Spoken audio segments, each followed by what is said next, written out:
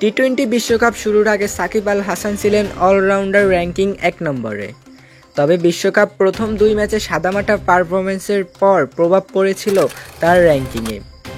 বিশ্বকাপের মাঝেই সাকিব নেমে যান ৫ নম্বরে। সে সময় শীর্ষে জায়গা করে নেন লঙ্কান ওয়ানিন্দো হাসারাঙ্গা। এরপর বিশ্বকাপ চলাকালে আরও একবার হালনাগাদ তালিকায় সাকিব উঠে আসেন ৩ নম্বরে।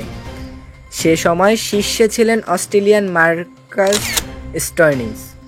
এবার সুপার ৮ শেষে হালনাগাদকৃত র্যাঙ্কিংয়ে দেখা যাচ্ছে আবারও শীর্ষ স্থান পুনরুত্থান করেছেন হাসারাঙ্গা। তালিকায় আফগানিস্তানের মোহাম্মদ নাবিও এগিয়েছেন, আছেন ২য় স্থানে। এছাড়া ভারতীয় অলরাউন্ডার হার্দিক পান্ডিয়া জায়গা করে নিয়েছেন শীর্ষ ৩-এ। স্টোয়নিস শীর্ষ স্থান হারিয়ে নেমে এসেছেন ৪-এ। ৫-এ আছেন জিম্বাবুয়ের অধিনায়ক সিকান্দার রাজা। এরপরই ২০৬ রেটিং পয়েন্ট নিয়ে সাকিব আছেন ৬ষ্ঠ স্থানে।